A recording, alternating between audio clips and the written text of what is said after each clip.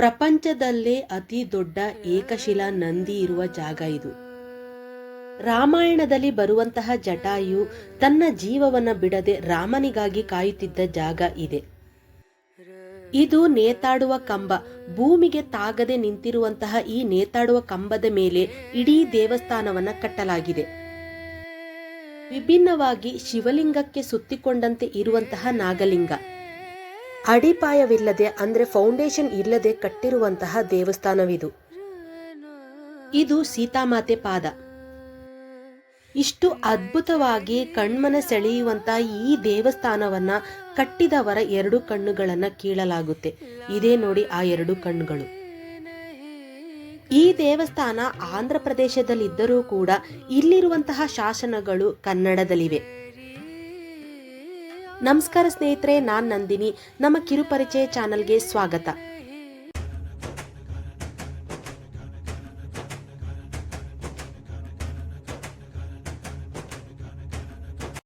ಅದ್ಭುತವಾದ ವಾಸ್ತುಶಿಲ್ಪದ ತವರೂರು ನಮ್ಮ ಭಾರತ.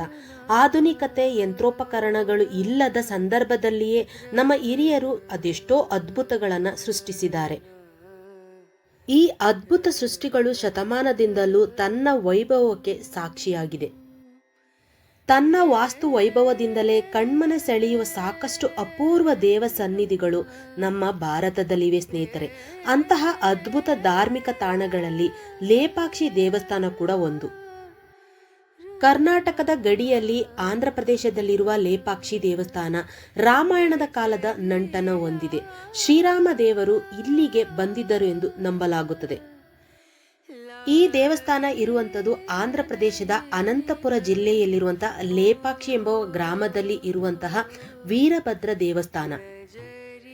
ಈ ದೇವಸ್ಥಾನವನ್ನ 16ನೇ ಶತಮಾನದಲ್ಲಿ ಅಂದರೆ ಕ್ರಿಸ್ತಶಕ 1530ರಲ್ಲಿ ವಿಜಯನಗರ ಸಾಮ್ರಾಜ್ಯದ ರಾಜನಾದಂತಹ ಅಚ್ಯುತ ದೇವರಾಯನ ಆಳ್ವಿಕೆಯಲ್ಲಿ ವಿರೂಪಣ್ಣ ನಾಯಕ ಹಾಗೆ ವೀರಣ್ಣ ಎಂಬುವವರು ಸಹೋದರರಿಬ್ಬರು ಈ ದೇವಸ್ಥಾನವನ್ನ ಕಟ್ಟಿಸಿದ್ರಂತೆ. ಅದೆಷ್ಟೋ ಶತಮಾನಗಳ ಅದ್ಭುತ ಹಿನ್ನೆಲೆ ಇರುವ ದೇವ ಸನ್ನಿಧಿ ಇದು. ಅದ್ಭುತ ವಾಸ್ತುಶಿಲ್ಪಕ್ಕೆ ಇದು ಸಾಕ್ಷಿಯಾಗಿದೆ. ಇಲ್ಲಿಗೆ ಶ್ರೀರಾಮನ ನಂಟಿದೆ. ಬಂಡೆಯ ಮೇಲೆ ಇರುವ ಹೆಜ್ಜೆ ಗುರುತು ಅದು ಸೀತಾಮಾತೆಯದು ಎಂಬುವ ನಂಬಿಕೆ ಇದೆ. ಅಡಿಪಾಯವಿಲ್ಲದೆ ಅಂದ್ರೆ ಫೌಂಡೇಶನ್ ಇಲ್ಲದೆ ಕಟ್ಟಿರುವಂತಹ ಈ ದೇವಸ್ಥಾನ ಬಂಡೆಯ ದೊಡ್ಡ ಗುಡ್ಡದ ಮೇಲೆ ಇದನ್ನ ನಿರ್ಮಿಸಲಾಗಿದೆ. ಈ ದೇವಸ್ಥಾನವನ್ನ ಆಮೆಯ ಆಕಾರದಲ್ಲಿ ಇದನ್ನ ನಿರ್ಮಿಸಲಾಗಿದೆ. ಆದ್ದರಿಂದಲೇ ಈ ದೇವಸ್ಥಾನವನ್ನ ಕುರ್ಮಶೈಲ ಅಂತಲೂ ಕೂಡ ಕರೆಯಲಾಗುತ್ತದೆ. ಸ್ಕಂದ ಪುರಾಣದಲ್ಲಿ ಉಲ್ಲೇಖಿಸಲಾದ ಪ್ರಮುಖ ಶಿವನ ಯಾತ್ರಾ ಸ್ಥಳಗಳಲ್ಲಿ ಲೇಪಾಕ್ಷಿ ದೇವಸ್ಥಾನ ಕೂಡ ಒಂದಾಗಿದೆ. ಬನ್ನಿ ಸ್ನೇಹಿತರೆ, ಅದೆಷ್ಟೋ ಅದ್ಭುತಗಳನ್ನು ಒಳಗೊಂಡಿರುವಂತಹ ಈ ದೇವಸ್ಥಾನದ ಒಳಗಡೆ ಹೋಗೋಣ. ಇನ್ನಷ್ಟು ಅದ್ಭುತಗಳನ್ನು ನಾವು ತಿಳ್ಕೊಳ್ಳೋಣ. ಈಗ ನೀವೇನು ನೋಡ್ತಾ ಇರಿ, ಇದು ದೇವಸ್ಥಾನದ ಎಂಟ್ರೆನ್ಸು. ಮುಂದೆನೇ ನಮಗೆ ಕಾರ್ ಪಾರ್ಕಿಂಗು, ವೆಹಿಕಲ್ ಪಾರ್ಕಿಂಗಿಗೆಲ್ಲ ಇರುತ್ತೆ. ಇದು ನಮ್ಮ ಬೆಂಗಳೂರಿನಿಂದ ಸುಮಾರು 120 ಕಿಲೋಮೀಟರ್ ದೂರದಲ್ಲಿ ಇರುವಂತಹ ಲೇಪಾಕ್ಷಿ ದೇವಸ್ಥಾನದ ನಾವು ಒಳಗಡೆ ಹೋದ್ರೆ ನಿಮ್ಗೆ ಈಗೇನು ನೋಡ್ತಾ ಇದ್ದೀರಿ, ಇದು ಎಂಟ್ರೆನ್ಸ್ ಇಂದ ಸ್ವಲ್ಪ ಒಳಗಡೆ ಬಂದ್ರೆ ನಾವು ದೇವಸ್ಥಾನದ ಒಳಭಾಗಕ್ಕೆ ಇವಾಗ ಹೋಗ್ತಾ ಇದ್ದೀವಿ. ಇವರೇ ವೀರಭದ್ರ ಸ್ವಾಮಿ, ಶಿವನ ಉಗ್ರ ರೂಪ. ವೀರಭದ್ರ ಸ್ವಾಮಿ ಏನು ಈ ದೇವಸ್ಥಾನವನ್ನ ಕಟ್ಟಿದ್ರು, ವಿರೂಪಣ್ಣ ನಾಯಕ ಹಾಗೆ ವೀರಣ್ಣ ಎಂಬ ಸಹೋದರರಿದ್ರು, ಅವರ ಮನೆಯ ದೇವರಾಗಿರ್ತದೆ. ಒಂದ್ಸಲ ವೀರಭದ್ರ ಸ್ವಾಮಿ ವಿರೂಪಣ್ಣ ನಾಯಕನ ಕನಸಲ್ಲಿ ಬಂದು ತನಗಾಗಿ ಒಂದು ದೇವಸ್ಥಾನವನ್ನ ಕಟ್ಟಿಕೊಡು ಅಂತ ಹೇಳಿದ ಮೇಲೆ ವಿರೂಪಣ್ಣ ನಾಯಕ ಹಾಗೆ ವೀರಣ್ಣ ಸಹೋದರರು ಈ ದೇವಸ್ಥಾನವನ್ನ ಕಟ್ಟಿದ್ರಂತೆ. ದೇವಸ್ಥಾನದ ಒಳಗಡೆ ನಾವು ಅನೇಕ ದೇವರುಗಳನ್ನ ನಾವು ನೋಡಬಹುದು. ನಾನಿವಾಗ ಗರ್ಭಗುಡಿಯ ಒಂದು ಸುತ್ತು ಆಗ್ತಾ ಇದ್ದೀನಿ. ಗರ್ಭಗುಡಿಯ ಸುತ್ತಲೂ ಈಗ ನೀವು ನೋಡ್ತಾ ಇರೋದು ರಾಮಲಿಂಗ, ಹಾಗೆ ಪಕ್ಕದಲ್ಲಿ ಭದ್ರಕಾಳಿ ಅಮ್ಮನನ್ನು ಕೂಡ ನಾವು ನೋಡಬಹುದು. ಈಗ ನೀವು ನೋಡ್ತಾ ಇರುವಂಥದ್ದು ಹನುಮಲಿಂಗ, ಹಾಗೆ ದೊಡ್ಡದಾದಂತಹ ಭದ್ರಕಾಳಿ ಅಮ್ಮನ ಒಂದು ವಿಗ್ರಹ ಕೂಡ ನೀವು ನೋಡಬಹುದು. ಹಾಗೆ ಇಲ್ಲಿ ನವಗ್ರಹಗಳನ್ನು ಕೂಡ ದೇವಸ್ಥಾನದ ಒಳಗಡೆ ಇಟ್ಟಿದ್ದಾರೆ. ದೇವಸ್ಥಾನದ ಒಳಭಾಗದಲ್ಲಿ ರಘುರಾಮನನ್ನು ಕೂಡ ನೀವು ನೋಡಬಹುದು. ಈ ದೇವಸ್ಥಾನದಲ್ಲಿ ಶಿವ ವಿಷ್ಣುವನ್ನ ಸಮಾನವಾಗಿ ಪೂಜಿಸಬೇಕು ಅನ್ನೋದು ವಿಶೇಷತೆಯನ್ನು ತೋರಿಸುತ್ತೆ. ದೇವಸ್ಥಾನದ ಮುಂಭಾಗದಲ್ಲಿ 70 ಕಂಬಗಳಿದಾವೆ. ಅದರಲ್ಲಿ ಒಂದು ಕಂಬ ಭೂಮಿಗೆ ತಾಗದಲೇನೆ ನೇತಾಡುವಂತಹ ಕಂಬ ಇಲ್ಲಿನ ವಿಶೇಷತೆ. ಈ ದೇವಸ್ಥಾನದ ಪ್ರಮುಖ ಆಕರ್ಷಣೆ ಅಂದ್ರೇನೆ ಅದು ತೂಗಾಡುವ ಕಂಬ, ಅಂದ್ರೆ ಹ್ಯಾಂಗಿಂಗ್ ಪಿಲ್ಲರ್, ಅಂದ್ರೆ ಭೂಮಿಗೆ ತಾಗದೇನೆ ನಿಂತಿರುವಂತಹ ಕಂಬ. ಈ 70 ಕಂಬಗಳಲ್ಲಿ ಒಂದು ಕಂಬ ಭೂಮಿಗೆ ತಾಗದೇನೆ ನೇತಾಡುವ ರೀತಿಯಲ್ಲಿ ಇರುವುದೇ ಇಲ್ಲಿನ ಆಕರ್ಷಣೆಗೆ ಕಾರಣವಾಗಿದೆ. ಬನ್ನಿ ಅದರ ವಿಶೇಷತೆ ಏನಿದೆ ಅಂತ ನೋಡ್ಕೊಂಡು ಬರೋಣ. ನೀವೀಗ ಏನು ನೋಡ್ತಾ ಇದ್ದೀರಿ ಇದೇ ನೇತಾಡುವ ಕಂಬ. ಕೆಳಗಡೆಯಿಂದ ಏನಾದರೂ ನಾವು ಒಂದು ಬಟ್ಟೆ ಅಥವಾ ಒಂದು ಪೇಪರ್ ಅಥವಾ ಒಂದು ಕರ್ಚೀಫನ್ನು ಹಾಕಿದರೆ ಅದು ಒಂದು ಕಡೆಯಿಂದ ಇನ್ನೊಂದು ಕಡೆಗೆ ನಾವು ತಗೋಬಹುದು. ಆದರೆ ಸ್ವಲ್ಪ ಮಟ್ಟಿಗೆ ಒಂದು ಕಡೆಯಲ್ಲಿ ಅದು ಭೂಮಿಯ ಮೇಲೆ ಅಂದರೆ ನೆಲದ ಮೇಲೆ ಕೂತಿದೆ. ಅದು ಈ ದೇವಸ್ಥಾನದ ಪ್ರಮುಖ ಆಕರ್ಷಣೆಯೇ ಈ ನೇತಾಡುವ ಕಂಬ. ಏನಿದೆ ಇದು ನೇತಾಡುವ ಕಂಬದಲ್ಲಿ ಅಂತ ಆಕರ್ಷಣೆ ಅಂತ ಅನ್ಕೋಬಹುದು. ಈಗ ನೀವು ನೋಡ್ತಾ ಇರ್ಬೋದು, ಒಂದು ಬಟ್ಟೆನ ಅಲ್ಲಿ ಹಾಕಿ ಅಂದರೆ ವೇಲನ್ನ ಹಾಕಿ ನೋಡ್ತಾ ಇದ್ದಾರೆ. ಅಂದರೆ ಪೂರ್ತಿಯಾಗಿ ಆ ಕಂಬದಿಂದ ಈ ಕಡೆಗೆ ಬಂತು, ಆದರೆ ಸ್ವಲ್ಪ ಮಾತ್ರ ಅದು ಬರೋದಿಲ್ಲ. ನೀವು ನೋಡ್ತಾ ಇರ್ಬೋದು, ಇಲ್ಲಿ ಬಂದವರು ಪ್ರತಿಯೊಬ್ಬರು ಇದನ್ನು ನೋಡ್ದಲೇನೆ ಹೋಗೋದಿಲ್ಲ. ಈ ಕಂಬನೇ ಪ್ರಮುಖವಾದ ಆಕರ್ಷಣೆ ಈ ದೇವಸ್ಥಾನಕ್ಕೆ. 1902ರಲ್ಲಿ ಬ್ರಿಟಿಷ್ ಇಂಜಿನಿಯರ್ ಒಬ್ಬರಿಗೆ ಅನುಮಾನ ಬರುತ್ತೆ, ಅಂದರೆ ಡೌಟ್ ಬರುತ್ತೆ. ಈ ನೇತಾಡುವ ಕಂಬದ ಮೇಲೆ ಈ ದೇವಸ್ಥಾನವನ್ನ ಕಟ್ಟಿಲ್ಲ, ಉಳಿದ 69 ಕಂಬಗಳು ಏನಿದಾವೋ ಆ ಕಂಬಗಳ ಮೇಲೇನೆ ಒಂದು ದೇವಸ್ಥಾನವನ್ನ ಕಟ್ಟಿರುವಂಥದ್ದು ಅಂತ ಒಂದು ಡೌಟ್ ಬರುತ್ತೆ. ಹಾಗಾಗಿ ಇವ್ರು ಏನು ಮಾಡ್ತಾರೆ ಅಂದರೆ ಈ ನೇತಾಡುವ ಕಂಬವನ್ನ ಸ್ವಲ್ಪ ಮಟ್ಟಿಗೆ ಒಂದು ಕಡೆಗೆ ಜರುಗಿಸಿ ಹಾಗೆ ಸುತ್ತಿಗೆಯಿಂದ ಒಡೆಯೋದಕ್ಕೆ ಆರಂಭಿಸ್ತಾರೆ. ಆಗ ಅವರು ಸುತ್ತಿಗೆಯಿಂದ ಒಡೆಯೋದಕ್ಕೆ ಯಾವಾಗ ಪ್ರಾರಂಭಿಸ್ತಾರೋ ಪಕ್ಕದಲ್ಲಿರುವಂತಹ 69 ಪಿಲ್ಲರ್ಗಳು ಕೂಡ ಅಲ್ಲಿ ಬಿರುಕು ಬಿಡ್ತಾ ಹೋಗುತ್ತೆ. ಆವಾಗ ಆ ಇಂಜಿನಿಯರಿಗೆ ತನ್ನ ತಪ್ಪು ಅರಿವಾಗುತ್ತೆ. ಈ ಪಿಲ್ಲರ್ ಮೇಲೇನೆ ಅಂದ್ರೆ ಏನು ಈ ಗಾಳಿಯಲ್ಲಿ ನೇತಾಡ್ತಾ ಇದೆಯೋ ಅದು ಭೂಮಿಯ ಮೇಲೆ ತಾಗದೆ ನಿಂತಿರುವಂತ ಕಂಬದ ಮೇಲೇನೆ ಈ ದೇವಸ್ಥಾನವನ್ನ ಕಟ್ಟಿದ್ದಾರೆ ಅಂತ ಅವರು ತನ್ನ ತಪ್ಪನ್ನ ಒಪ್ಕೋತಾರಂತೆ. 1902ರವರೆಗೂ ಇದು ಪೂರ್ತಿಯಾಗಿ ಇದು ಆಕಾಶದಲ್ಲಿ ಅಂದರೆ ನೆಲದ ಮೇಲೆ ಕೂರದೇನೆ ಪೂರ್ತಿಯಾಗಿ ತೇಲಾಡ್ತಿತ್ತು ಅಂತ ಹೇಳ್ತಾರೆ. ಯಾವಾಗ ಆ ಬ್ರಿಟಿಷ್ ಇಂಜಿನಿಯರು ಇದನ್ನು ಸ್ವಲ್ಪ ಜರುಗಿಸಿದ್ರು ಅದು ಒಂದು ಸೈಡ್ ಮಾತ್ರ ಅಂದರೆ 2 ಇಂಚಷ್ಟು ಅದು ನೆಲದ ಮೇಲೆ ಕೂತಿದೆಯಂತೆ. ಇನ್ನು ದೇವಸ್ಥಾನದ ಹಿಂಭಾಗಕ್ಕೆ ಬಂದ್ರೆ ನೀವು ನೋಡ್ತಾ ಇರಬಹುದು 7 ಎಡೆ ಸರ್ಪದ ನಾಗಲಿಂಗವನ್ನ ನಾವು ನೋಡಬಹುದು. ನೀವು ಏನು ಇವಾಗ ನೋಡ್ತಾ ಇದ್ದೀರಿ ನಾಗಲಿಂಗದ ಮುಂಭಾಗದ ಒಂದು ಕೊಠಡಿ ಅಂದಿನ ಕಾಲದಲ್ಲಿ ಅಡಿಗೆ ಮನೆಯಾಗಿತ್ತಂತೆ.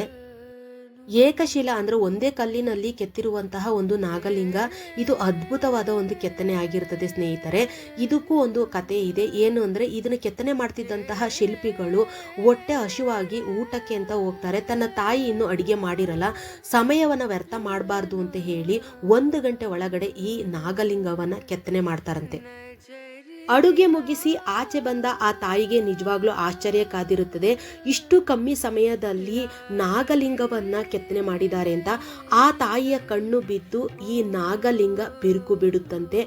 ಆಗ ಇದ್ದಂತಹ ಅಚ್ಯುತರಾಯ ರಾಜರು ಇದನ್ನ ದೇವರ ಪೂಜೆಗೆ ಇದು ಸಲ್ಲದು, ಅಂದ್ರೆ ಇದನ್ನ ಪೂಜೆ ಮಾಡೋದಿಕ್ಕಾಗೋದಿಲ್ಲ ಅಂತ ಹೇಳಿ ಕಾಶಿಗೆ ಹೋಗಿ ಶಿವಲಿಂಗವನ್ನ ತಂದು ಇಲ್ಲಿ ಪ್ರತಿಷ್ಠಾಪನೆಯನ್ನ ಮಾಡಿ ಏನು ಬಿರುಕು ಬಿಟ್ಟಿರ್ತದೋ ನಾಗಲಿಂಗವನ್ನ ಸಿಮೆಂಟಿನಿಂದ ಇವಾಗಲೂ ಕೂಡ ಅದನ್ನ ಮುಚ್ಚಲಾಗಿದೆಯಂತೆ. ಇನ್ನೊಂದು ವಿಶೇಷತೆ ನೀವು ನೋಡಬಹುದು, ಇಲ್ಲಿ ನಾಗಲಿಂಗ ಶಿವಲಿಂಗವನ್ನ ಸುತ್ತಿಕೊಂಡಂತೆ ಇದನ್ನು ಕೆತ್ತನೆ ಮಾಡಲಾಗಿದೆ. ನಾಗಲಿಂಗದ ಪಕ್ಕದಲ್ಲಿ ಗಣೇಶನ ವಿಗ್ರಹವನ್ನು ಕೂಡ ಇಲ್ಲಿ ಕೆತ್ತನೆ ಮಾಡಲಾಗಿದೆ. ಮೊದಲು ಈ ದೇವಸ್ಥಾನಕ್ಕೆ ಬಂದಂಥವರು ಮೊದಲು ಗಣೇಶನನ್ನ ಪೂಜಿಸಿ ನಂತರ ಇಲ್ಲಿ ವೀರಭದ್ರನಿಗೆ ಕೈ ಮುಗಿಬೇಕು ಅನ್ನುವ ಅರ್ಥದಿಂದ ಇಲ್ಲಿ ಗಣೇಶನ ವಿಗ್ರಹವನ್ನು ಕೂಡ ನಾವು ನೋಡಬಹುದು. ಗಣೇಶನ ವಿಗ್ರಹದ ಪಕ್ಕದಲ್ಲಿ ನೀವು ನೋಡ್ತಾ ಇರಬಹುದು ಒಂದೇ ಕಲ್ಲಿನಲ್ಲಿ 3 ಶಿವಲಿಂಗವನ್ನ ಪೂಜಿಸ್ತಾ ಇರುವಂತದನ್ನು ನಾವು ನೋಡಬಹುದು. ಒಂದು ಬೇಡರ ಕಣ್ಣಪ್ಪ, ಹಾಗೆ ಆನೆ ಕೂಡ ಪೂಜಿಸ್ತಾ ಇದೆ, ಹಾಗೆ ಇಲ್ಲಿ ಜೇಡ ಕೂಡ ಒಂದು ಪೂಜಿಸ್ತಾ ಇರುವಂತಹ ಒಂದು ದೃಶ್ಯವನ್ನ ನಾವು ನೋಡಬಹುದು. ಈಗ ಏನು ನೀವು ನೋಡ್ತಾ ಇದ್ದೀರಿ ಇದು ಅಪೂರ್ಣವಾದ ಒಂದು ಕಲ್ಯಾಣ ಮಂಟಪ ಆಗಿದೆ. ಅಂದ್ರೆ ಅರ್ಧಕ್ಕೆ ನಿಂತೋಗಿರುವಂತಹ ಒಂದು ಕಲ್ಯಾಣ ಮಂಟಪ. ಪೂರ್ಣಗೊಳ್ಳದೆ ಅಪೂರ್ಣವಾಗಿ ನಿಂತಿರುವಂತಹ ಈ ಕಂಬಗಳ ಕೆತ್ತನೆಯಂತೂ ಅದ್ಭುತವಾಗಿದೆ. ಕೈಲಾಸದಲ್ಲಿ ದೇವಾನುದೇವತೆಗಳ ಸಾಕ್ಷಿಯಾಗಿ ಶಿವ ಪಾರ್ವತಿಯರ ಕಲ್ಯಾಣವನ್ನ ಹೇಗೆ ಮಾಡಬಹುದು ಅನ್ನುವ ಒಂದು ಕಲ್ಪನೆಯಿಂದ ಇಲ್ಲಿ ಅದ್ಭುತವಾದ ಒಂದು ಕೆತ್ತನೆಯನ್ನ ನೀವು ನೋಡಬಹುದು. ಒಂದೊಂದು ಕಂಬದಲ್ಲಿಯೂ ಕೂಡ ಒಂದೊಂದು ದೇವರುಗಳನ್ನ ಇಲ್ಲಿ ಕೆತ್ತನೆ ಮಾಡಿದ್ದಾರೆ. ಈ ದೇವಸ್ಥಾನದ ವಿಶೇಷವಾಗಿರುವಂತಹ ಈ ಕಲ್ಯಾಣ ಮಂಟಪ ಏಕೆ ಅಪೂರ್ಣ ಆಗಿದೆ ಅಂತ ಅಂದರೆ, ಆಗ ದೇವಸ್ಥಾನವನ್ನು ಕಟ್ಟಬೇಕಾದಾಗ ಒಂದು ವಿಜಯನಗರದ ಸಾಮ್ರಾಜ್ಯದಲ್ಲಿ ಅಚ್ಯುತರಾಯ ರಾಜನಾಗಿರ್ತಾರೆ. ಅವರು ತೀರಿ ಹೋಗ್ತಾರೆ. ಅವರ ನಂತರ ಅವರ ಅಳಿಯ ಅಧಿಕಾರಕ್ಕೆ ಬರ್ತಾರೆ. ಆವಾಗ ಈ ದೇವಸ್ಥಾನವನ್ನು ಕಟ್ತಿದ್ದಂತಹ ವಿರೂಪಣ್ಣ ನಾಯಕ ಹಾಗೆ ವೀರಣ್ಣನವರ ಮೇಲೆ ಕೆಲವು ಕಿಡಿಗೇಡಿಗಳು ಏನು ಮಾಡ್ತಾರೆ ಅಂದರೆ, ಸುಳ್ಳು ಮಾಹಿತಿಯನ್ನು ಅಚ್ಯುತರಾಯನ ಅಳಿಯನಿಗೆ ತಿಳಿಸ್ತಾರೆ. ಅಂದರೆ ನಮ್ಮ ಒಂದು ರಾಜ್ಯದ ಖಜಾನೆಯನ್ನೆಲ್ಲ ಇವರು ಖಾಲಿ ಮಾಡ್ತಾವ್ರೆ, ದೇವಸ್ಥಾನವನ್ನ ಕಟ್ಟೋದಿಕ್ಕೆ ಅಂತ ಎಲ್ಲ ಖಜಾನೆಯನ್ನ ಇದಕ್ಕೆ ಅಂತಾನು ಉಪಯೋಗಿಸ್ಕೊಂಡು ಇವರು ಖಾಲಿ ಮಾಡ್ತಾರೆ ಅಂತ ಅವ್ರ ಮೇಲೆ ಚಾಡಿ ಹೇಳ್ತಾರೆ. ಆಗ ಅಚ್ಯುತರಾಯನ ಹಳಿಯ ಇವರ ಮೇಲೆ ಇವರ ಕಣ್ಣುಗಳನ್ನ ಕೀಳಿಸ್ಬೇಕು ಅಂತ ಹೇಳ್ತಾರೆ. ರಾಜನ ಆಜ್ಞೆಯಂತೆ ವಿರೂಪಣ್ಣ ನಾಯಕನ ಕಣ್ಣುಗಳನ್ನು ಕೀಳಬೇಕಾಗುತ್ತೆ. ಇದನ್ನು ತಿಳಿದಂತಹ ವಿರೂಪಣ್ಣ ನಾಯಕ ತನ್ನ ಕಣ್ಣುಗಳನ್ನು ತಾನೇ ಕಿತ್ತು ಇಲ್ಲಿ ಏನು ನೋಡ್ತಾ ಇದ್ದೀರಿ ಈ ಕಂಬದ ಮೇಲೆ ಹಾಕಿದ್ರಂತೆ. ಅಂದು ಹಾಕಿದಂತಹ ಕಣ್ಣು ಏನು ರಕ್ತ ಸುರಿದಂತೆ ಇಂದಿಗೂ ಕೂಡ ಅದು ಹಾಗೇ ಇದೆ ಅಂತ ಹೇಳಲಾಗುತ್ತೆ. ನಿಜವಾಗ್ಲೂ ಇದನ್ನು ಕೇಳಿದ ಮೇಲೆ ಇದೊಂದು ಘೋರ ದುರಂತ ಅನಿಸ್ತು. ಕಲ್ಯಾಣ ಮಂಟಪದ ಪಕ್ಕದಲ್ಲಿ ನೀವು ನೋಡ್ತಾ ಇರ್ಬೋದು 8 ಅಡಿ ಉದ್ದದ ಒಂದು ಪಾದದ ಹೆಜ್ಜೆಯ ಗುರುತನ್ನು ನೀವು ನೋಡ್ಬೋದು. ಇದು ಸೀತಾಮಾತೆಯ ಹೆಜ್ಜೆ ಅಂತ ಇಲ್ಲಿ ನಂಬಲಾಗುತ್ತೆ. ರಾವಣ ಸೀತಾಮಾತೆಯನ್ನು ಅಪಹರಣ ಮಾಡಿ ಕರ್ಕೊಂಡು ಹೋಗುವಾಗ ಜಟಾಯು ರಾವಣನನ್ನು ತಡೆಯುತ್ತೆ. ರಾವಣ ಕೋಪಗೊಂಡು ಜಟಾಯುವಿನ ರೆಕ್ಕೆಯನ್ನು ಕತ್ತರಿಸ್ತಾರೆ. ಆಗ ಅದು ರಾಮನನ್ನು ಕಾಣುವವರೆಗೂ ಅದರ ಜೀವವನ್ನು ಉಳಿಸಿಕೊಳ್ಳಿ ಅಂತ ಸೀತಾಮಾತೆ ತನ್ನ ಹೆಜ್ಜೆಯನ್ನು ಇಟ್ಟು ಅಲ್ಲಿ ನೀರು ಬರುವಂತಹ ನೀರನ್ನು ಕುಡಿದು ತನ್ನ ಜೀವವನ್ನು ಉಳಿಸ್ಕೊ ಅಂತ ಹೇಳಿ ಹೋಗ್ತಾರಂತೆ. ಆದ್ದರಿಂದ ಈ ಪಾದವನ್ನು ಮುಟ್ಟಿ ನಮಸ್ಕಾರ ಮಾಡಿಕೊಂಡ್ರೆ ಪ್ರತಿಯೊಬ್ಬರಿಗೂ ಒಳ್ಳೆಯದಾಗುತ್ತೆ ಅನ್ನುವ ನಂಬಿಕೆ. ಹಾಗೆ ಯಾವಾಗಲೂ ವರ್ಷದ ಪೂರ್ತಿ ಇಲ್ಲಿ ನೀರು ಅಂತ ನಂಬಲಾಗುತ್ತೆ. ನಾವು ನೀರನ್ನು ಕೂಡ ತೆಗೆದು ನೋಡ್ದು ಅದು ನೀರು ಜಿನಿಗಿ ಮತ್ತೆ ಬಂದು ತುಂಬಿಕೊಳ್ಳುತ್ತೆ. ಇನ್ನು ಆ ಸೀತಾಮಾತೆ ಹೆಜ್ಜೆ ಪಕ್ಕದಲ್ಲಿ ನೀವು ಹನುಮನ ಒಂದು ವಿಗ್ರಹವನ್ನ ನೋಡ್ಬೋದು. ಈ ದೇವಸ್ಥಾನದ ಕ್ಷೇತ್ರಪಾಲಕ ಹನುಮ. ಸುಮಾರು 15 ಎಕರೆ ವಿಸ್ತೀರ್ಣದಲ್ಲಿ ಕಟ್ಟಿರುವಂತಹ ಈ ದೇವಸ್ಥಾನ ನಿಜವಾಗ್ಲೂ ಅದ್ಭುತ ಕೆತ್ತನೆಗಳನ್ನು ನೀವು ನೋಡಬಹುದು. ಈ ದೇವಸ್ಥಾನವನ್ನ ಕಟ್ಟುವ ಮುಂಚೆನೆ ಅಗಸ್ತ್ಯ ಮುನಿಗಳು ಈ ಜಾಗದಲ್ಲಿ ತಪಸ್ಸನ್ನ ಮಾಡ್ತಾ ಇದ್ರಂತೆ. ಹಾಗೆ ಈಗ ಏನು ನೋಡ್ತಾ ಇದ್ರಿ ಈ ಶಿವಲಿಂಗ ಮುಂಚೆನೆ ಅಂದ್ರೆ ಚೋಳರ ಕಾಲದಲ್ಲಿಯೇ ಒಂದು ಈ ಶಿವಲಿಂಗವನ್ನ ಇಲ್ಲಿ ಪ್ರತಿಷ್ಠಾಪನೆ ಮಾಡಿದ್ರು. ಆ ಜಾಗವನ್ನೇ ವೀರಭದ್ರ ಸ್ವಾಮಿಗೆ ಒಂದು ದೇವಸ್ಥಾನವನ್ನ ಕಟ್ಟಲು ಸೂಕ್ತ ಅಂತ ಈ ಜಾಗವನ್ನ ಆಯ್ಕೆ ಮಾಡ್ಕೊಂಡ್ರಂತೆ ವಿರೂಪಣ್ಣ ನಾಯಕರು. ಈ ಜಾಗಕ್ಕೆ ಬಂದರೆ ಶಿವನ ಅನೇಕ ಅವತಾರಗಳು ನಿಜವಾಗ್ಲೂ ನಮ್ಮ ಕಣ್ಮನವನ್ನು ಸೆಳೆಯುತ್ತೆ. ಲೇಪಾಕ್ಷಿ ದೇವಸ್ಥಾನದಲ್ಲಿ ನಿಜವಾಗ್ಲೂ ವಿಜಯನಗರದ ಸಾಮ್ರಾಜ್ಯದ ಕಲೆಗಾರಿಕೆಯನ್ನು ನೀವಿಲ್ಲಿ ನೋಡಬಹುದು. ದೇವಸ್ಥಾನದ ಚಾವಣಿಯ ಮೇಲೆ ರಾಮಾಯಣ, ಮಹಾಭಾರತ, ಪುರಾಣಗಳಂತಹ ಒಂದು ದೃಶ್ಯಗಳನ್ನು ಕೂಡ ನೀವು ನೋಡಬಹುದು. ಅಂದಿನ ಕಾಲದಲ್ಲಿಯೇ 3Dಯನ್ನು ಉಪಯೋಗಿಸಿಕೊಂಡು ಕಟ್ಟಿರುವಂತಹ ದೇವಸ್ಥಾನ ನಿಜವಾಗ್ಲೂ ಅದ್ಭುತವಾಗಿದೆ. ಈ ದೇವಸ್ಥಾನದಲ್ಲಿ ಒಂದೊಂದು ಕಂಬದ ಮೇಲಿರುವ ಒಂದು ಕೆತ್ತನೆ ಎಷ್ಟು ಅದ್ಭುತವಾಗಿದೆ ಅಂತ ಅಂದರೆ, ನೀವು ಸೀರೆಗಳ ಮೇಲೆ ಇಲ್ಲಿನ ಒಂದು ಕಂಬದ ಒಂದು ಕೆತ್ತನೆಯನ್ನು ತಗೊಂಡೋಗಿ ಸೀರೆ ಮೇಲೆ ಈ ಕಂಬಗಳ ಒಂದು ಕೆತ್ತನೆಯನ್ನು ಅಂದರೆ ಒಂದು ಡಿಸೈನನ್ನು ಮಾಡಿ, ಧರ್ಮವರಂ ಸ್ಯಾರಿ ಅಂತ ಏನು ನಾವು ಸೀರೆಗಳನ್ನ ನೋಡ್ತೀವೋ ಆ ಸೀರೆ ಡಿಸೈನನ್ನು ಸೀರೆಗೆ ಒಂದು ಡಿಸೈನ್ ಮಾಡೋದಕ್ಕೆ ಈ ದೇವಸ್ಥಾನದ ಒಂದು ಕಂಬಗಳ ಮೇಲಿನ ಕೆತ್ತನೆಗಳನ್ನು ಉಪಯೋಗಿಸ್ಕೊಂಡು ಸೀರೆಗಳನ್ನು ಉತ್ಪಾದಿಸ್ತಾರೆ. ಹಾಗೆ ಲೇಪಾಕ್ಷಿ ಸೀರೆಗಳು ಅಂದರೆ ಲೇಪಾಕ್ಷಿ ದೇವಸ್ಥಾನದ ಡಿಸೈನ್ ಇರುವಂತಹ ಸೀರೆಗಳು ಬಹುಮುಖ್ಯವಾಗಿ ಇಲ್ಲಿ ಒಂದು ವಿಶೇಷತೆ ಅಂತಾನೆ ಹೇಳ್ಬಹುದು.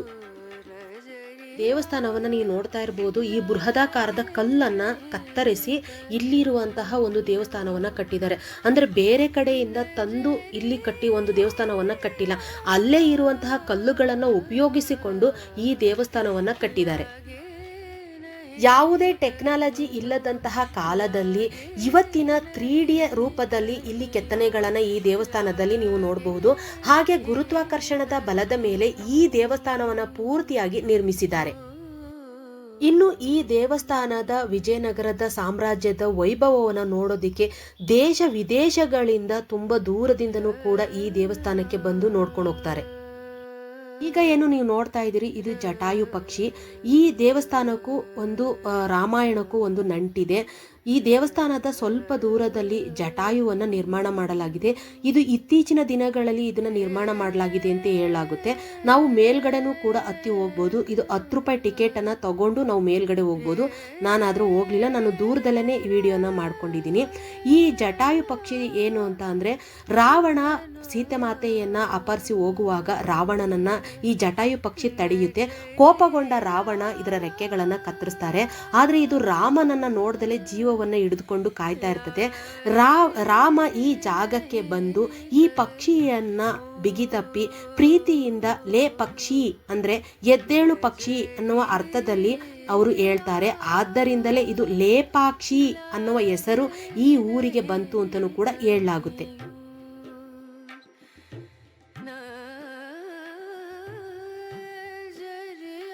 ಇನ್ನು ದೇವಸ್ಥಾನದಿಂದ ನೀವು ಒಂದು 200 ಮೀಟರ್ ಮುಂದೆ ಬಂದರೆ, ಅಂದರೆ ನೀವು ಹೋಗುವ ದಾರಿಯಲ್ಲಿ ನೀವು ಈ ನಂದಿಯನ್ನು ಕಾಣ್ಬೋದು. ಇದು ಪ್ರಪಂಚದಲ್ಲಿಯೇ ಅಥವಾ ನಮ್ಮ ಭಾರತದಲ್ಲಿಯೇ ಅತಿ ಎತ್ತರವಾದ ನಂದಿಯಾಗಿರುತ್ತದೆ. ಈ ನಂದಿ 20 ಅಡಿ ಎತ್ತರ, 30 ಅಡಿ ಅಗಲವಾಗಿರುವಂತಹ ಅತಿ ದೊಡ್ಡ ನಂದಿಯಾಗಿರುತ್ತದೆ.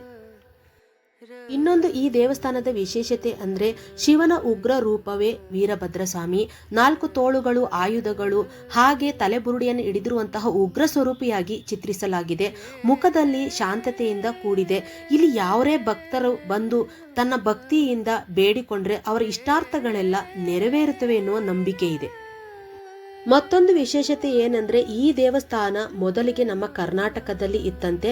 ನಂತರ ಅಂದರೆ ಇತ್ತೀಚಿನ ದಿನಗಳಲ್ಲಿ ಇದು ಆಂಧ್ರ ಪ್ರದೇಶಕ್ಕೆ ಸೇರಿದೆ. ಆದ್ದರಿಂದಲೇ ಇಲ್ಲಿರುವಂತಹ ಎಷ್ಟೋ ಶಾಸನಗಳು ನಮ್ಮ ಕನ್ನಡದಲ್ಲಿಯೇ ಇದ್ದಾವಂತೆ.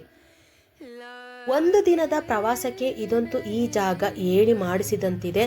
ಅದರಲ್ಲೂ ಮಕ್ಕಳಿಗೆ ಏನಾದರೂ ಇತಿಹಾಸವನ್ನು ತಿಳಿಸುವಂತಹ ಏನಾದರೂ ಜಾಗಕ್ಕೆ ಹೋಗಬೇಕು ಅಂತ ಅಂದರೆ ಈ ಜಾಗ ತುಂಬಾ ಅತ್ಯದ್ಭುತವಾಗಿದೆ ಅಂತಲೇ ಹೇಳ್ತೀನಿ.